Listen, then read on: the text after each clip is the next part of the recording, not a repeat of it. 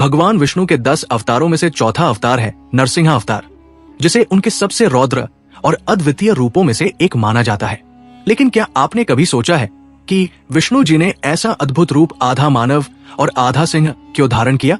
क्या ये रूप धारण करना सच में जरूरी था? और हिरण्यकश्यप जैसे महाबली असुर का अंत कैसे हुआ, जिसे वरदान प्राप्त था कि उसे न दिन में मारा जा सकता था, ना रात में, ना किसी हथियार से, ना किसी जीव से? इस रहस्यमयी कहानी में इन सवालों के जवाब छुपे हैं। आइए इस रहस्य और भक्ति से भरी अद्भुत कथा के बारे में जानते हैं। भगवान विष्णु ने नरसिंह अवतार धारण किया था ताकि राक्षस हिरण्यकश्यप के अत्याचारों से देवताओं और पृथ्वी लोक को मुक्ति मिल सके। पौराणिक कथाओं के अनुसार महर्षि कश्यप और उनकी पत्नी दिति के 2 जुड़वा पुत्र थे। हिरण्याक्ष और हिरण्यकश्यप दोनों भाई शक्तिशाली और अहंकारी थे, जबकि उनकी एक बहन होलिका भी उनके समान क्रूर स्वभाव की थी। क्नौइस, हिरण्याक्ष और हिरण्यकश्यप ने अपने अत्याचारों से पूरे ब्रह्मांड को हिलाकर रख दिया। उन्होंने पृथ्वी लोक पर धार्मिक कार्यों जैसे हवन पूजन और अनुष्ठानों पर प्रतिबंध लगा दिया। हिरण्याक्ष ने तो धरती को समुद्र में छिपा दिया, क्नौइस, जिससे पूरी सृष्टि में अव्यवस्था फैल गई।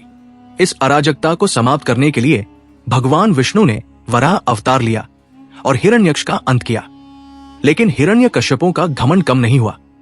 क्नौइस अपने भाई की मृत्यु से क्रोधित होकर उसने प्रतिशोध लेने की ठानी। इस असुर ने कठोर तपस्या की, जिससे ब्रह्मा जी प्रसन्न हो गए। ब्रह्मा जी ने उसे वरदान देने को कहा। हिरण्यकश्यप ने बड़ी चालाकी से वरदान मांगा, क्नौइस, मुझे न कोई देवता मार सके, न दानव, न मानव, न पशु, न दिन में, न रात में, न घर के भीतर, न बाहर और न किसी शस्त्र से। ब्रह्मा जी ने उसकी ये मांग स्वीकार कर दी और वरदान दे दिया। हिरण्यकश्यप ने वरदान मिलते ही अपना नियंत्रण खो दिया। उसका अहंकार इतना बढ़ गया कि उसने खुद को भगवान घोषित कर दिया और सभी से अपनी पूजा करने का हुक्म दिया। उसने स्वर्ग पर कब्जा कर लिया और पूरे लोकों का स्वामी बन बैठा। देवता भी उसकी ताकत के सामने असहाय हो गए और उसे पराजित करने में असफल रहे। कुछ समय बाद हिरण्यकश्यप की पत्नी कयादु ने एक पुत्र को जन्म दिया, जिसका नाम प्रहलाद रखा गया। प्रहलाद के अलावा कयादु के 3 अन्य पुत्र भी थे, अनुहलाद, सहलाद और हलाद प्रहलाद। अपने पिता से बिल्कुल अलग स्वभाव का था। वो अपनी मां की तरह अन्याय और अत्याचार का विरोधी था। प्रहलाद विष्णु जी का परम भक्त था, जबकि हिरण्यकश्यपु भगवान विष्णु का नाम लेने वालों को सख्त सजा देता था। हिरण्यकश्यपु को क्नौइस, जब प्रहलाद की विष्णु भक्ति के बारे में जानकारी हुई तो वो क्रोधित हो उठा। उसने प्रहलाद को समझाने की बहुत कोशिश की, लेकिन प्रहलाद ने कहा, पिताजी, सच्चे भगवान सिर्फ भगवान विष्णु हैं, वे हर जगह हैं। क्नौइस, आपके अंदर, मेरे अंदर और इस पूरे ब्रह्मांड में हिरण्यकश्यपु प्रहलाद की विष्णु भक्ति से इतना क्रोधित हो गया कि उसने उसे मारने के लिए हर संभव प्रयास किया। कभी उसे जहरीले सांपों के बीच फेंका तो कभी उसे आग में जलाने की कोशिश की।